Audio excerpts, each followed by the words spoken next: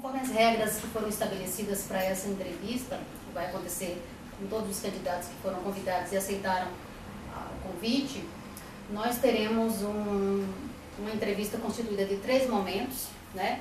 O primeiro momento destinado à apresentação do candidato, onde ele vai falar sobre sua trajetória, em breves palavras, né? Sobre sua trajetória, sua visão de mundo, enfim, de que lugar social ele concorre à reitoria da UFBA. No segundo momento, nós teremos as entrevistas, que serão formuladas por mim, que sou docente efetiva da UFBA, pela professora Joaquina, que é docente aposentada, e pelo acadêmico de Direito Jefferson, que além de ser aluno da universidade, também é residente, né, da residência universitária. Nesse momento, o professor Nelson Preto vai responder questões ligadas à sua pessoa. Então, eu pergunto, quem é o professor Nelson Preto? Qual é a sua trajetória, sua visão de mundo? De que lugar social o senhor fala quando se candidata a reitor da UFBA? É um prazer grande estar aqui conversando com vocês dentro desse projeto que eu acho extremamente importante, histórico dentro da nossa universidade, que é o Expogel. Quem é Nelson Preto? Nelson Preto nasceu um menino lá no Rio Grande do Sul, em Porto Alegre. De 5 a 10 anos viveu no interior de Santa Catarina, bem no miolinho de Santa Catarina, uma cidade pequenininha, mas que já vivia um processo de industrialização, e fomos para lá porque meu pai foi para reconstruir um frigorífico que existia lá, uma coisa ligada à família. Eu, com 11 anos, minha família, com um espírito muito aventureiro para a época, veio para a Bahia. Então, desde 11 anos, eu vivo aqui na Bahia e aqui me criei, aqui estudei e aqui tive toda a minha formação. Tive a honra de receber, num projeto do vereador, na época vereador Emiliano José, o título de cidadão da Bahia, de Salvador, e também o título de cidadão de Irecê, a partir das ações que nós tínhamos naquele município. Eu estudei aqui na Bahia, no Colégio Antônio Vieira, no período difícil, que vivíamos parte final da ditadura militar. Fui presidente de clube de ciências na época, fui escoteiro, fui presidente, secretário e depois presidente do Grêmio do colégio, num período muito difícil em que tivemos uma repressão ainda velada, mas muito pesada pela ditadura militar que assolava o país naquele período. Entrei na universidade, me formei em física, mas muito antes disso já trabalhava com alfabetização, porque como membro da comunidade do Vieira, nós criamos um curso na época chamava supletivo noturno, para dar aulas para adultos, e foi uma das experiências mais magníficas que eu vivi, inclusive eu, um jovem de classe média, indo para Cosme de Farias, ensinar senhoras e senhores. Eu fico todo arrepiado até hoje só de falar as primeiras letras a partir do método Paulo Freire. E com isso me encantei pela educação. Ensinei um monte de escolas privadas aqui em Salvador, participei da retomada histórica do Sindicato dos Professores em 1979, foi para mim uma honra e uma formação política muito importante. Até hoje tenho uma forte ligação com o nosso Simpro Bahia. E por conta de tudo isso, comecei a me envolver mais com a universidade e terminei entrando como professor colaborador em 1978. Colaborador esse que não é nada de colaborador, porque nós éramos mais efetivos do que nunca, porque desde aquela época a universidade carecia de profissionais e nós éramos um número enorme de professores colaboradores que coordenavam os laboratórios, elaboravam os material didático, enfim, vivíamos plenamente e já com a pesquisa ali muito forte a vida na universidade. Daí para lá foi uma vida de militância acadêmica e política dentro da universidade e hoje eu me apresento como professor e ativista da Faculdade de Educação da Universidade Federal da Bahia. Essa história tem muito mais coisa, mas vocês me pediram para falar pouco, então eu não posso contar tudo. De qualquer sorte, seguindo a entrevista, eu lhe perguntaria por que o senhor se lançou candidato a reitor e em que a sua candidatura se diferencia das demais concorrentes ao cargo. Basicamente, a questão fundamental aí, não fui eu que me lancei a candidato a reitor. Nós temos um movimento histórico, e aí vamos lá para aquele período de 79, 80, 81, e os mais velhos lembram isso, em que nós retomamos a PUB, o meu número na PUB, na minha carteirinha, se vocês quiserem eu mostro ela ainda, eu barbudão, é número 255. E desde esse período, o meu envolvimento com a universidade foi sempre muito intenso. E um envolvimento na defesa intransigente da educação pública em todos os níveis. Então, as nossas greves naquele período de 80, 81, 82, foram greves absolutamente fundamentais para garantir a permanência e a existência viva da universidade pública. Me lembro de professora Joaquina, e já, não sei se já tinha Expogel, mas já atuando fortemente, junto com tantos outros colegas professores, no registro, na documentação de todos esses movimentos. No momento em que nós começamos a ver que, além de defender a universidade pública, nós precisávamos ocupar a direção da universidade, tivemos, primeiro, a professora Eliane Azevedo, com o vice o professor Felipe Serpa, e eu ali muito presente, depois o professor Felipe Serpa, como reitor magnífico sempre, dessa universidade, me chamando para assessor dele, quando implantamos junto com a querida Claudete, com a liderança fundamental nisso, junto com o Luiz Cláudio, Ata e tantos outros que tiveram no CPD, fazendo importante tarefa de implantar a internet na UFBA e no estado da Bahia. Isso é uma história que eu quero até conversar mais, se o tempo der. Trabalhamos fortemente nesse resgate da universidade pública. Depois continuamos essa luta, e eu ali colado com o professor Anice e com o professor Filgueiras, depois eu mesmo como candidato.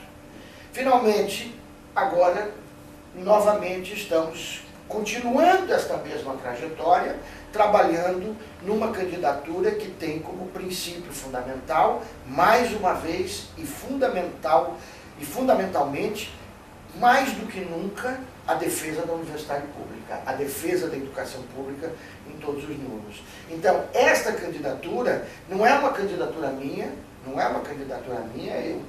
eu estou muito bem do ponto de vista da minha vida acadêmica, da minha vida profissional, estou há 10 anos e 11 meses e 8 meses da compulsória, da absurda compulsória, mas essa candidatura é fruto de todo esse movimento que vem lá de trás e que não abriu mão e não abrirá dos seus princípios fundamentais. Então, o que nós temos muito claro é de que esta candidatura é, em última instância, a continuidade da defesa daqueles princípios. E essa é a única candidatura que tem, efetivamente, a defesa desses princípios coerente com a sua história. Que é diferente de eu apenas hoje defender os princípios. Quer dizer, esta candidatura, minha e do professor Ângelo Serra e de todos os que estão nos apoiando, é uma candidatura que hoje é a atualização daquele projeto que sempre teve a minha presença e de todos os companheiros que estão junto aqui, como sendo militantes desses princípios. Ok. O senhor fala sobre vice-reitor, né? Na sua opinião, como um vice-reitor ou uma vice-reitora poderia ser melhor aproveitado, né, ao longo da sua gestão, sem se limitar a substituir ou suceder o titular nos casos regimentais? Bom, a primeira questão é que, para responder isso, tem que fazer uma crítica no que aconteceu nos últimos anos. Quer dizer, nas últimas gestões, o vice-reitor foi reduzido, a palavra é essa, a um tocador de obras. Isso é inadmissível. O vice-reitor é um cargo dirigente fundamental da universidade.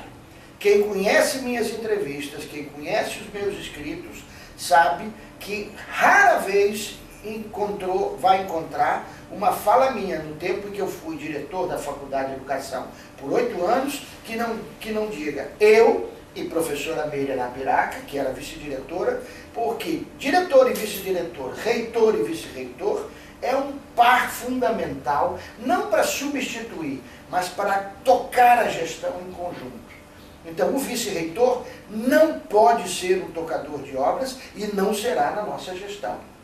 O vice-reitor vai coordenar a equipe junto com o reitor. Reitor e vice-reitor funcionarão como uma pessoa só, uma dupla que vai trabalhar na representação para fora, na liderança política para dentro e na gestão da equipe. E a equipe será escolhida coletivamente por este grupo em função das competências necessárias para cada uma das pró-reitorias. E ainda temos um agravante em colocar um vice-reitor com tarefas administrativas como cuidar de obras, que se ele não estiver funcionando, ele ou ela não estiver funcionando muito bem, o reitor não pode demiti-lo porque ele é eleito.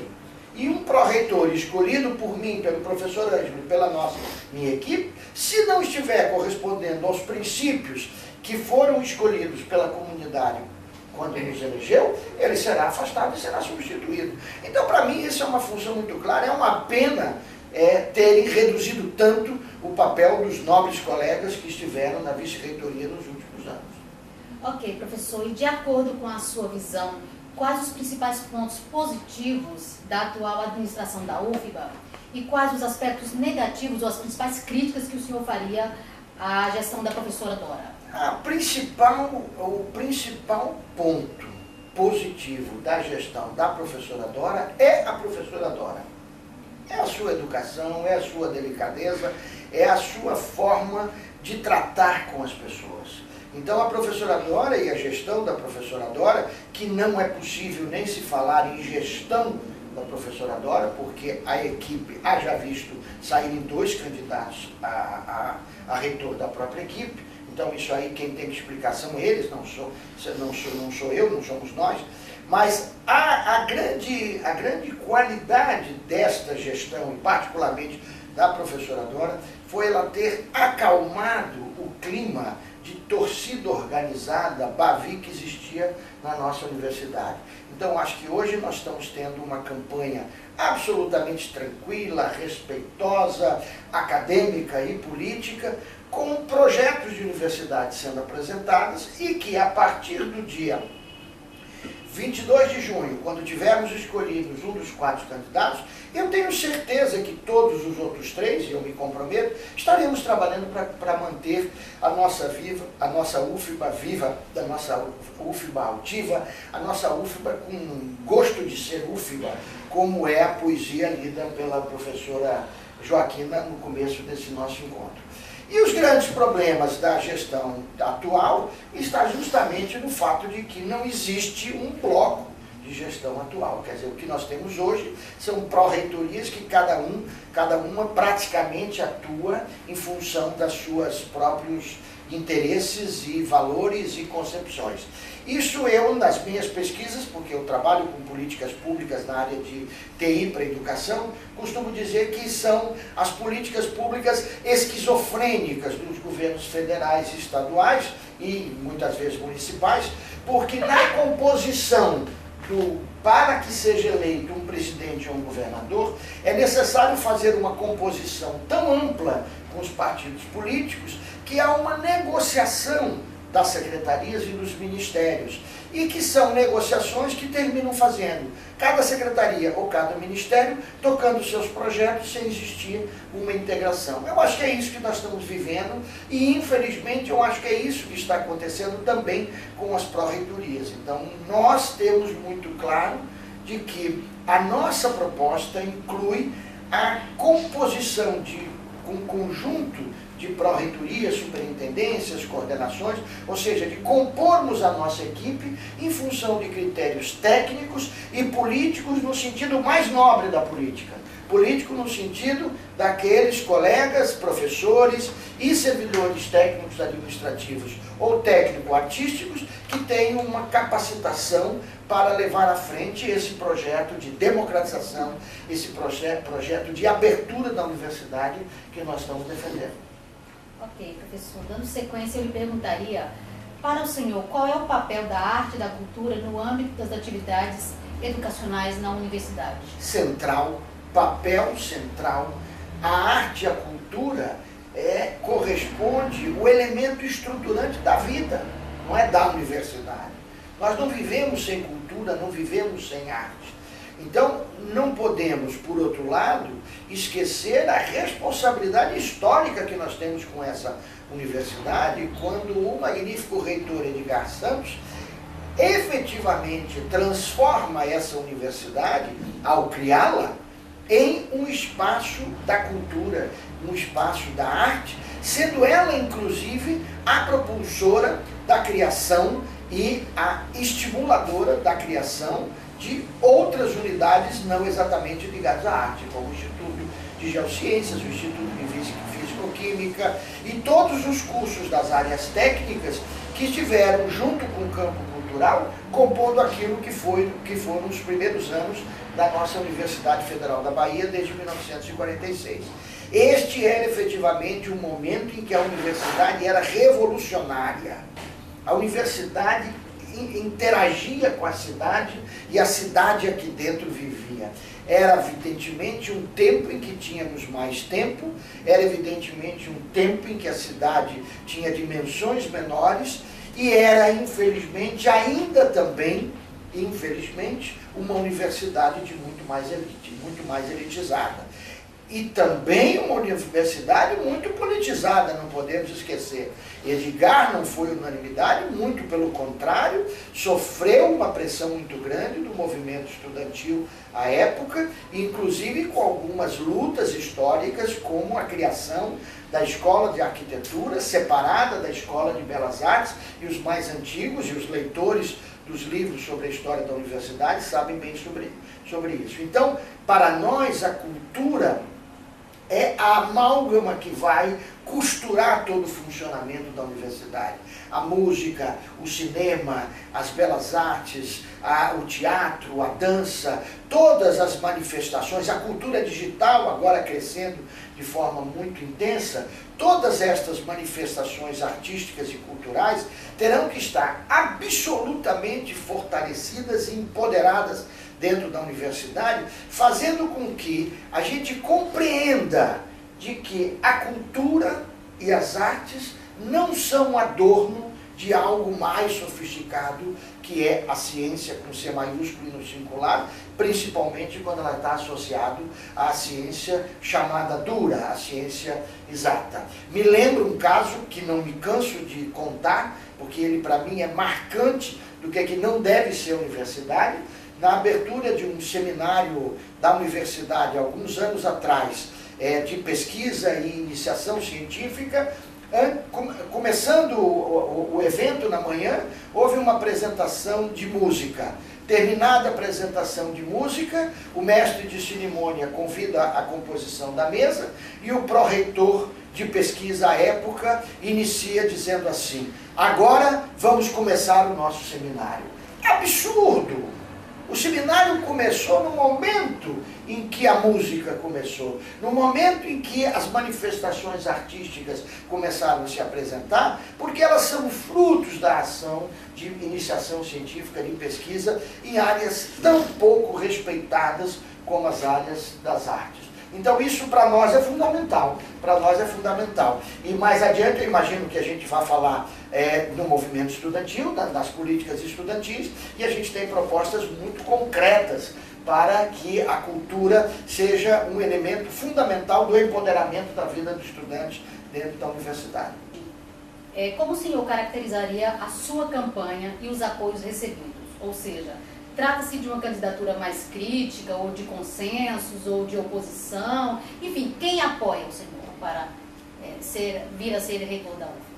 Quem apoia a candidatura da Chapa 2 de Nelson Preto e Ângelo Serpa são as pessoas que podem ou não estar em coletivos organizados. Coletivos artísticos, coletivos culturais, coletivos científicos, coletivos políticos, partidários ou não. Não temos problema com isso. Quem quiser chegar, será bem-vindo. Nós temos clareza dos princípios que aqui estão postos. Para nós, a questão fundamental ao se colocar uma candidatura é que ela seja explícita.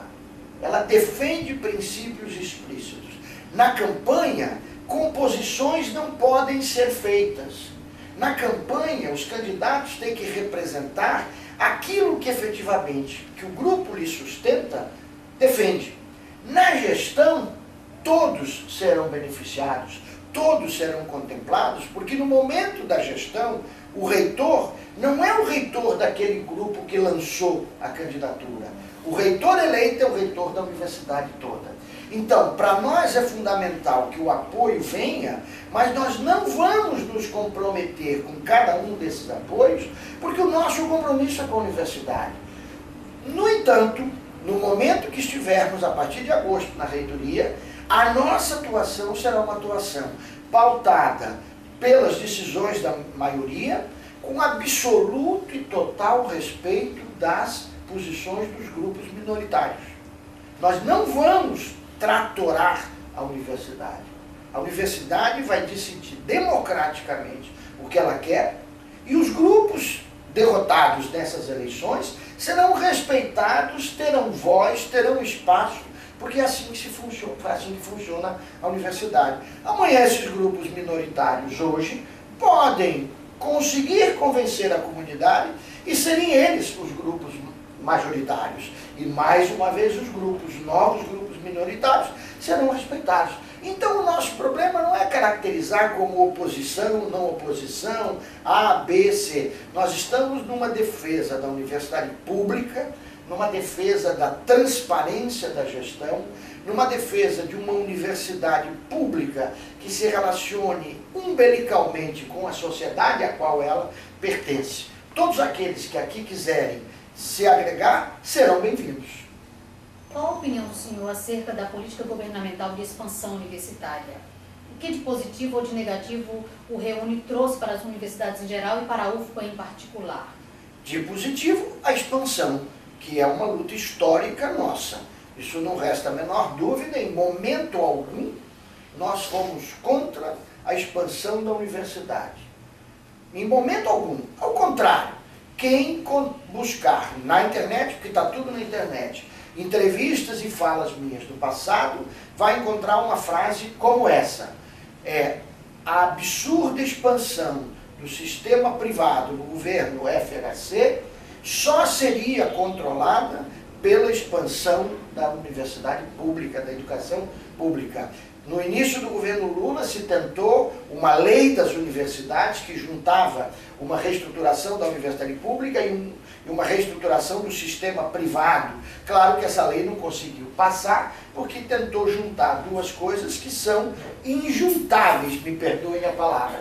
E com isso, continuou a expansão da universidade privada e hoje nós observamos, e eu que rodo participando em bancas, conferências e seminários pelo Brasil, vou em alguns lugares desse país, alguns lugares do interior e encontro universidades privadas sofrendo justamente porque ali perto um simples polo da Universidade Aberta do Brasil foi aberto. Ou seja, não resta a menor dúvida de que o plano, a política de expansão das universidades públicas é uma política correta porque ela expande aquilo que nós mais precisamos, que é a universidade pública no nosso país. Porém, nós não podemos, e aí também vou encontrar minhas falas sobre isso, expandir o ensino superior. Nós precisamos de apenas o ensino superior. Nós precisamos avançar porque queremos a universidade expandida. Queremos a universidade em todo o país. Em cada rincão desse país que pudéssemos instalar uma universidade, nós queremos uma universidade. Mas nós não queremos apenas salas de aulas para fazer a expansão através de escolões de terceiro grau. Nesse sentido, o que eu acho que para nós na universidade, nós ganhamos com o Reúne, porque efetivamente recebemos mais recursos para ampliar a nossa infraestrutura. No entanto, por diversos problemas que a gente pode vir a fazer, esta ampliação não foi correspondida com a necessária ampliação do quadro de pessoal docente, técnico-administrativo e técnico-artístico. E isso faz com que, mais uma vez, esta expansão se dê a partir da exploração absurda do trabalho docente e dos servidores técnicos administrativos. Por isso, já existem pesquisas e um livro publicado, entre tantos outros, do professor Valdemar Esguissadi e João dos Reis Júnior, chamado O Trabalho Intensificado nas Federais. Sabemos claramente disso. Ontem, feriado do 1º de maio, às 11h30, meia-noite, eu estava conversando com secretária e diretor de uma unidade da UFBA, às 11h30, meia-noite de um feriado. Trabalhando. Então, essa dimensão do trabalho intensificado nós vamos ter que enfrentar corretamente. O Reúne trouxe para a UFBA também, apesar da forma, no meu ponto de vista, equivocada como foi implantada, algo que foi muito importante, que é o crescimento do número de alunos e a implantação dos cursos noturnos, estes particularmente com um problema muito grande de infraestrutura. E por que o problema de infraestrutura? Porque efetivamente nós não temos à noite a universidade funcionando. Nós temos à noite aulas, e isso nós não vamos deixar acontecer. Isso nós vamos trabalhar intensamente para poder fazer com que a universidade à noite tenha ensino, pesquisa, extensão, atividades culturais, ou seja, que a universidade tenha à noite vida. Por outro lado, pelo Reúne tivemos a criação do IAC e dos bacharelados interdisciplinares, uma experiência inovadora e interessante, mas que precisa ser criteriosamente acompanhada e avaliada. Isso nós estamos dialogando com o IAC, vamos dialogar, porque efetivamente os BI são cursos aprovados pela universidade e precisam ser respeitados pela universidade. Infelizmente isso, pelo que sabemos, não está acontecendo. Eu sou professor também de alunos do BI e sei o quanto esta é uma questão que tem que ser abordada. Imagino que a gente vai falar mais sobre o BI. Queria ainda, sobre o Reúne e sobre a forma como ele foi implantado, deixar muito claro de que o problema fundamental da nossa adesão ao Reúne foi a forma como, no meu ponto de vista, de maneira não republicana, nós fizemos a introdução, a aprovação do Reúne, particularmente naquela fatídica reunião do Conselho Universitário, em 19 de outubro de 2007, no auditório da Faculdade de Direito. Aquilo, no meu ponto de vista, foi um desrespeito com a democracia da universidade. E, principalmente, a forma como foi conduzida aquela aprovação, enviando para cada um dos diretores da unidade, portanto, ainda desrespeitando a figura e a liderança do diretor, uma folha com uma pergunta: a sua unidade concorda em aderir ao Reúne, sim ou não? Essa pergunta é um equívoco do ponto de vista político da democracia universitária. Porque a Faculdade de Educação, por exemplo, quando diz não, ela não está dizendo que ela não entra na universidade. Ela está apontando para o Conselho Universitário que o Conselho Universitário não deveria aprovar o Reúne naquele momento. Muito bem, junto com ela, mais 3 unidades, 4 unidades votam contra a aprovação do Reúne. O Reúne é aprovado, a maioria aprova. E a reitoria escreve nos seus relatórios dizendo somente 4 unidades não aderiram ao Reúne. Não é verdade, porque no momento em que o Conselho Universitário aprova o Reúne, as 4 unidades estão dentro do Reúne, porque a universidade não é uma federação de escolas. Por isso o desrespeito em mandar pergunta sim ou não, por isso que a Faculdade de Educação, na época dirigida por mim, pela professora Arapiraca, disse: não devemos aderir agora na correria, como fizemos com a EBSERB, voltaremos isso seguramente, porque precisamos aprofundar essa discussão. Quando dissemos não adere, mas se aderir e entrar licenciatura, a Faculdade de Educação tem que ser envolvida. Ou seja, as decisões de conselho são decisões para toda a UFBA. A UFBA não é uma federação de escola. A UFBA é uma universidade. Com relação à participação da comunidade acadêmica na gestão universitária, que medidas o senhor propõe para que os conselhos superiores venham a ser, de fato, instâncias efetivamente democráticas? A primeira e fundamental é a desburocratização dos conselhos. Quer dizer, nós temos que desafogar os conselhos desta sobrecarga de processos burocráticos e administrativos que o transforma em verdadeiro cartório.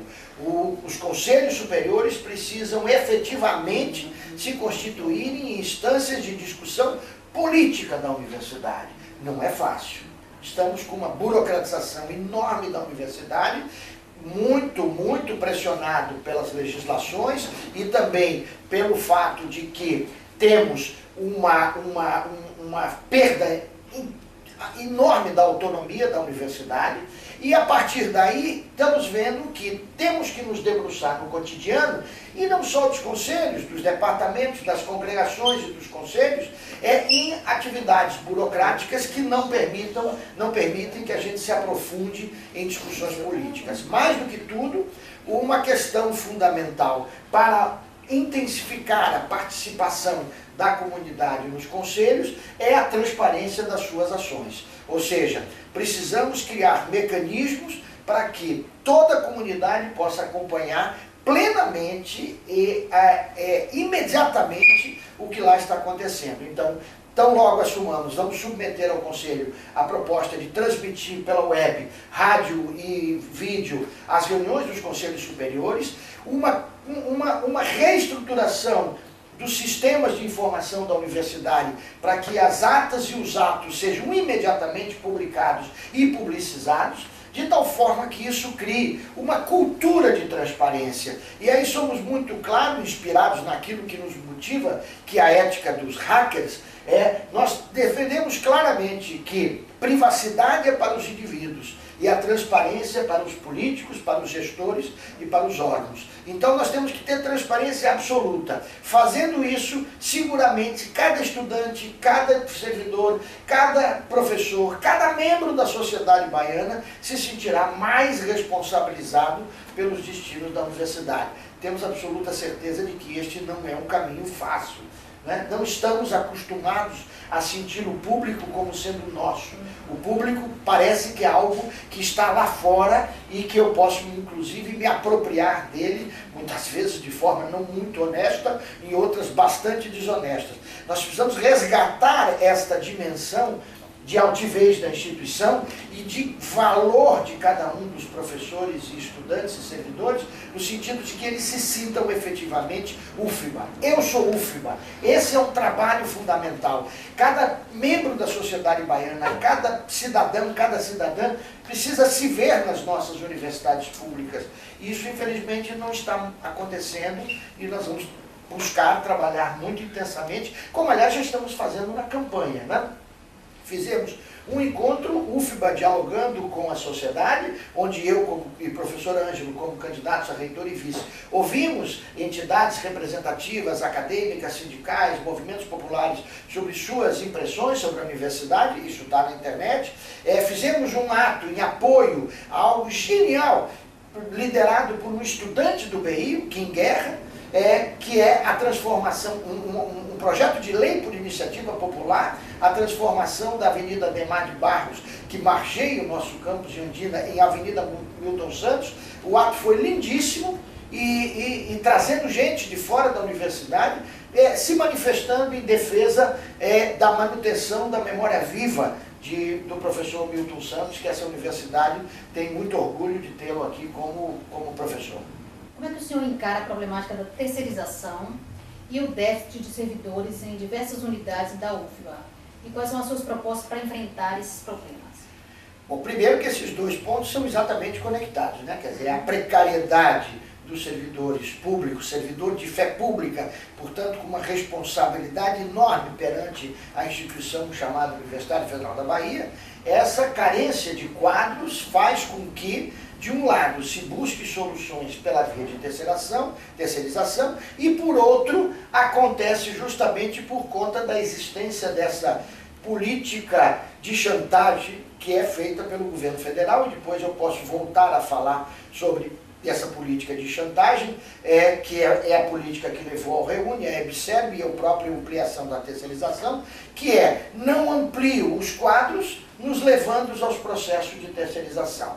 Processos esses, muitas vezes, e estamos combatendo o projeto que está no Congresso Nacional, que precariza ainda mais este trabalhador terceirizado, que leva muitas vezes à precarização do trabalho. Então, o que faremos com relação à terceirização, nos corresponsabilizarmos ética, moralmente e politicamente ao extremo, no sentido de termos esses trabalhadores terceirizados sendo respeitados como deve ser respeitado qualquer cidadão nesse país. Então, um trabalhador terceirizado não pode ser um trabalhador tratado de maneira desqualificadora. Então ele tem que receber em dia, ele tem que receber decentemente, ele tem que receber todos os seus direitos trabalhistas e tem que ser acolhido com afetividade e efetividade dentro da universidade. Mas não basta. Nós não podemos admitir a ampliação dessa terceirização dos serviços dos trabalhadores para serviços que são absolutamente essenciais dentro da universidade.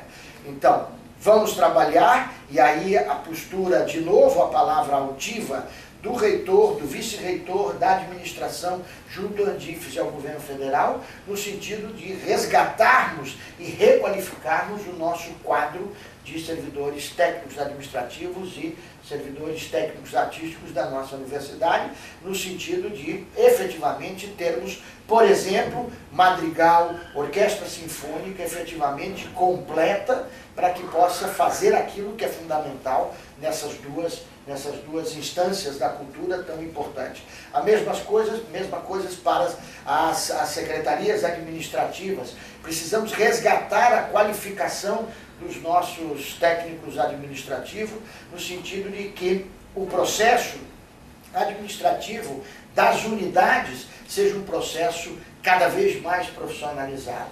Aí, acompanhando o que me parece ser um desejo do movimento dos servidores, a ideia de criar uma escola de servidor público dentro da universidade, nos moldes de que já existem outros órgãos aqui na Bahia, como o TRT, no Rio Grande do Sul, na própria Federal do Rio Grande do Sul, de tal forma que essa escola se constitua num espaço, e eu costumo dizer sempre, e está no nosso programa, numa rede de formação que articule todas as dimensões dos processos formativos, fazendo com que o servidor, seja técnico administrativo, se sinta efetivamente valorizado.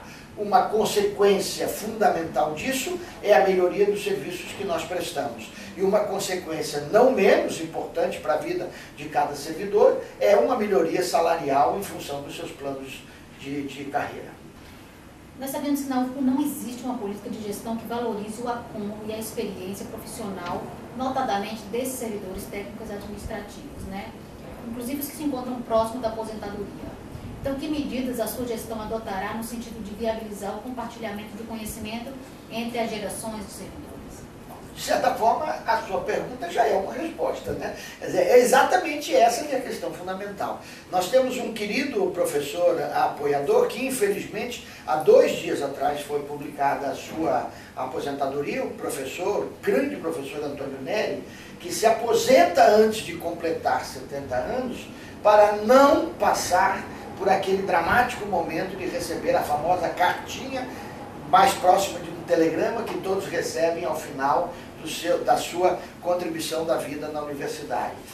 Contribuição essa que ele não pediu para ser encerrada, que ele foi compulsoriamente obrigado a fazer, e então esse eu acho que é um dos aspectos do ponto de vista do respeito aos nossos colegas, e aí vale para professor, como vale para qualquer outro técnico administrativo ou artístico, ou para qualquer pessoa. Nós temos que ter um trabalho de acolhimento para essa nova vida, trazendo com que esse professor, trazendo para as gerações mais novas, toda a experiência, toda a sapiência de quem dedicou muitas vezes 30, 35, 40, às vezes mais anos na vida da universidade.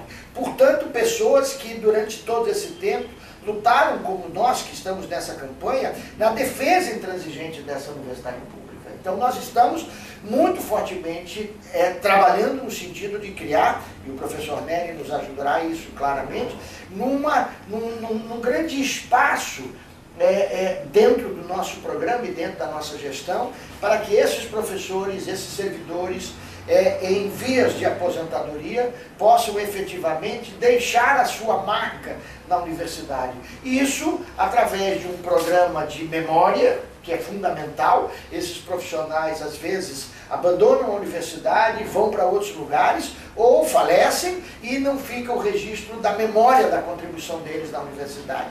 Mas também numa perspectiva de que a sua experiência possa servir de ensinamento para os mais novos, não só no mesmo segmento, ou seja, num processo de que estes colegas possam efetivamente contribuir com a formação dos mais jovens. Por outro lado, todo o processo formativo tem que ser uma formação contínua e permanente, e isso é a nossa ideia, e por isso a proposta dessa escola de gestores, né, que funcione, e ainda, claro, terá que ser desenhada. Nós não vamos desenhar isso durante o processo da campanha, porque efetivamente na campanha o que nós temos são as candidaturas defendendo os princípios mais gerais.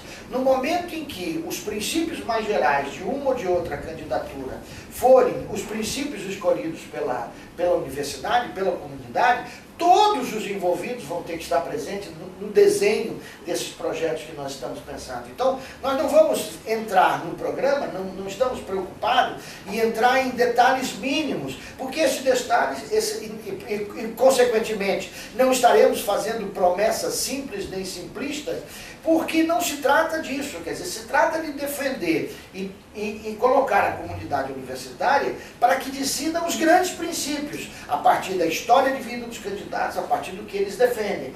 A partir de agosto, nós estaremos todos construindo e desenhando esses novos projetos. Então, me parece que esse desenho da escola de gestores, que me parece uma coisa muito importante, que está sendo, pelo que percebo nas conversas, uma demanda deste segmento da universidade, é algo que terá que ser acrescido de muitos novos elementos para ser desenhado de forma mais concreta.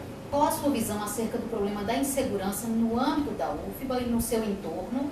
E como o senhor pretende enfrentar essa problemática, já que ela tem sido recorrente e a atual administração tem se limitado a tratar do assunto somente quando assaltos e assassinatos acometem os membros da nossa comunidade? Um problema central da vida brasileira, né?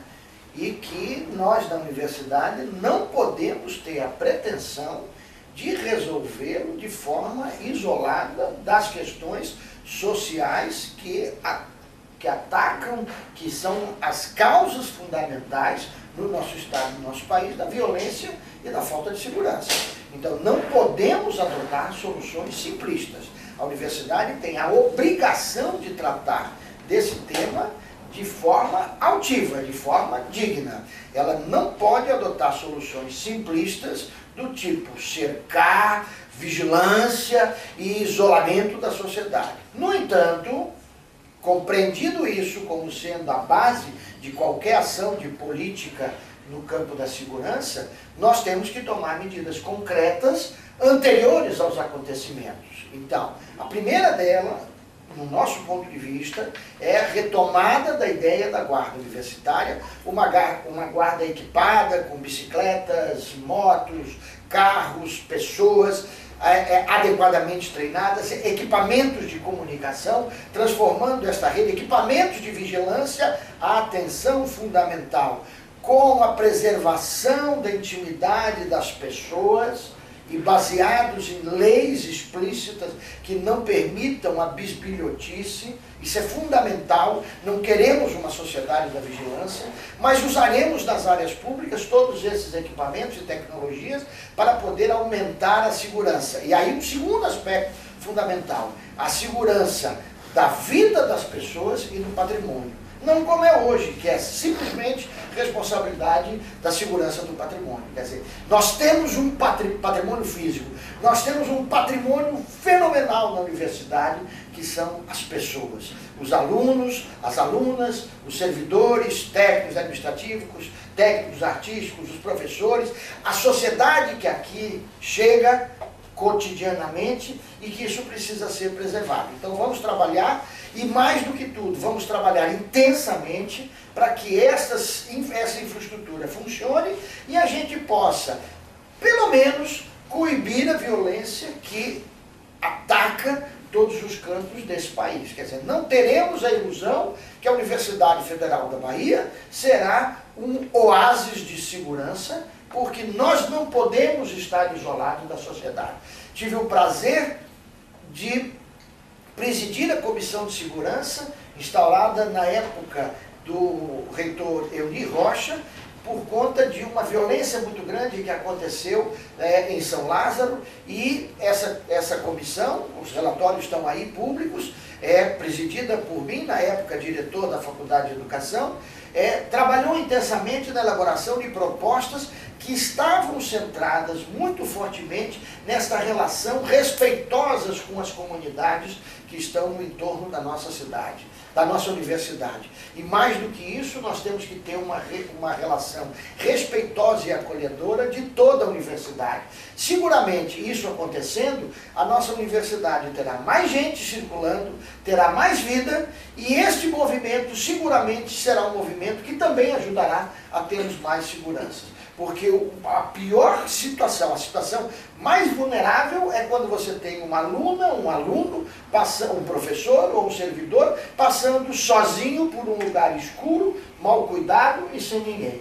Então a vida intensa dentro da universidade, e aí em particular na história dos cursos noturnos, isso é fundamental, biblioteca, cinema, centros de convivência, grupos de pesquisa, tudo isso funcionando plenamente, certo? Transporte no entorno, acordo e cobrança que a Polícia Militar considera que nós somos uma comunidade de mais de 40 mil pessoas e que, portanto, demanda um cuidado no seu entorno, da mesma forma como fazem os cuidados nos eventos esportivos, nos grandes eventos que acontecem na cidade. Então temos que ter Guarda Municipal, Transalvador, Polícia Militar, todo o efetivo de segurança e de gestão da cidade no entorno da universidade, porque aqui são 40 mil baianos, soteropolitanos, que estão circulando. Então isso tudo a nossa gestão buscará fortemente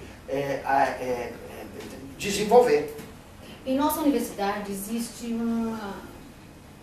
muitas pessoas acometidas com problemas de saúde mental, né? Notadamente depressão, problemas de bipolaridade, dentre outros. Isso entre alunos, professores e servidores. Então, apesar disto, e ao que se sabe, nenhum gestor da UFBA preocupou-se até agora em apresentar propostas relacionadas a essa problemática, visando prevenir tais processos de adoecimento nos corpos discente, docente e técnico administrativo. O senhor considera que a universidade ela deve se preocupar com essa questão? E se sim, o senhor teria alguma proposta nesse sentido? Obviamente, claro. E o circular, claro que eu sempre circulei muito na universidade, mas é óbvio que durante a campanha a gente circula muito mais do que tradicionalmente caminha por dentro da universidade. Até porque nós somos praticamente uma universidade multicamp, né? Porque se você pensar que nós temos a escola de economia e anteriormente contabilidade lá na Piedade. Temos os nossos praticamente dois campi, entre Baixo Canela e Alto Canela. Depois temos Ondina, depois temos a Politécnica, depois temos São Lázaro e ainda Oliveira dos Campinhos, quer dizer, e ainda Conquista. Então é praticamente uma universidade multicamp nesse sentido. Então, na campanha a gente caminha muito mais e essas questões estão muito presentes nas conversas com as pessoas. Eu só diria que não é verdade que não tem se feito coisas. Tem. Essa gestão, as gestões anteriores têm atuado. O que nós precisamos efetivamente é intensificar esse nível de atuação e aí, obviamente, isso vai significar um fortalecimento daquilo que foi já previsto no nosso estatuto, que são os órgãos estruturantes, mas particularmente o serviço de saúde, né? O serviço universitário de saúde, que aí vai precisar, por um lado, incorporar, por exemplo, me parece, estive conversando com a equipe do CETAD, parece que é bem vista essa ideia, obviamente teremos que avançar nisso, incorporar o CETAD nesse serviço universitário de saúde, o serviço médico Rubens Brasil precisará também estar mais fortemente isso, ver de que forma podemos envolver mais, por exemplo, o Instituto de Psicologia, né, um novo instituto que precisa também contribuir nessa questão. Então, o que eu queria dizer é que eu acho que isso já vem sendo feito. Na verdade, melhor ainda poder dizer, a maior parte das coisas a universidade já vem fazendo, porque nós, professores, servidores e estudantes, mantemos essa universidade funcionando. Quer dizer, nós não podemos continuar com a ideia de que depois de agosto, uma nova universidade vai existir a partir de Nelson Preto e Ângelo Serpa na reitoria. É a mesma universidade, não tem universidade nova, não tem universidade velha, é a mesma universidade que terá novos gestores, que vai atualizar alguns processos e alguns projetos, vai modificar outros como nós modificamos a nossa vida, a nosso corpo. Eu sou diferente do que eu era quando eu estou ali na carteirinha da pública, completamente diferente. Então, a vida se modifica e se transforma, e não é novo e não é velho, rompendo com o passado. Então, o Serviço Médico Rubens Brasil faz um esforço hercúleo para, mas não tem condições. Então, o que nós vamos tentar é fortalecer ele. O CETAD faz um trabalho absolutamente magnífico nessa cidade e, no fundo, a universidade não conhece o CETAD. Nós conhecemos o CETAD na universidade pelo que ele faz fora e pela mídia nós nos informamos. Mas nós não conhecemos o CETAD dentro da universidade. E eu estou usando o CETAD, primeiro, porque tenho um carinho enorme e o respeito pelo trabalho feito. E segundo, porque foi o último que eu visitei antes do feriado, mas cada lugar que a gente visita tem um esforço de profissionais da universidade tentando manter aqueles serviços, e nós temos que, então, empoderá-los, nós temos que fortalecê-los. Então, voltando à questão da saúde, eu acho esse um problema fundamental. Nós temos que enfrentar ele de cara, porque é um fenômeno que eu não tenho os dados. Esses dias vi a professora Grace apresentando uns dados. Eu estava num evento e ela falou, então eu não tenho eles exatamente aqui, mostrando o quanto tem sido feito e o quanto precisa ser feito ainda no sentido de melhorarmos a qualidade e a saúde dos trabalhadores na universidade e dos estudantes. Eu acho que isso é uma responsabilidade institucional. O artigo 2º do inciso 7º do Estatuto da UFBA, ele prevê que, dentre outros objetivos institucionais, a nossa universidade se compromete a promover a equidade na sociedade, combatendo todas as formas de intolerância e discriminação decorrentes das diferenças sociais, raciais, étnicas, religiosas, de gênero, orientação sexual e outras, né? Apesar disso, né, que a gente observa que as gestões, tanto superior, intermediárias e as coordenações, elas não têm adotado medidas no sentido de estabelecer essa cultura de equidade, né, dentro da universidade. Então, na sua gestão, qual seria o lugar das mulheres e dos negros ocupando espaços de decisão, espaços efetivamente de poder, de empoderamento desses sujeitos? O nome da nossa chapa é autonomia e diferença. Quer dizer, é exatamente o que nós pensamos. Eu tenho dito isso nos meus escritos e está na nossa campanha, e já falei aqui nessa nossa conversa para o Expogel, de que não basta o respeito às diferenças. Nós temos que enaltecer as diferenças. O que nós queremos é que o diferente cada vez seja mais diferente. E é aí que vem a riqueza dos diálogos. O diálogo entre os iguais é simples, porque se nós somos iguais. O problema é estabelecer o diálogo entre os diferentes quando eu tenho como princípio basilar o enaltecimento dessa diferença. Então, para nós isso é fundamental, e por isso que a gente administrará a partir das decisões da maioria, com total respeito às minorias. Obviamente que isso significa que fortalecimento do programa de cotas, fortalecimento da equidade na universidade, a partir da presença de todos os segmentos, de todos os gêneros, de todas as raças. Quer dizer, nós não partiremos por uma segregação e por um preconceito a priori. Ou seja, queremos as mulheres na campanha, queremos o movimento LGBT, queremos os negros, queremos os índios, queremos todas as matizes, queremos todos os grupos sociais presentes na universidade, na administração, na gestão. E isto é a universidade. A universidade é o espaço da diferença. Ou a universidade se compreende como o espaço da diferença, ou ela morre enquanto universidade. O senhor pensa em paridade em termos da quantidade de mulheres nas gestões? Pensar, pensamos. Agora vai depender de viabilizar isso acontecer. Quer dizer, nós não podemos, a priori, dizer que os cargos serão ocupados igualmente por homens, por mulheres, etc. Não é impossível. Impossível fazer isso, porque nós não temos clareza agora de quem são as pessoas que estão disponíveis. Buscaremos, obviamente, tentaremos fazer o máximo possível para incorporar toda a universidade e todos os segmentos, todas as representações.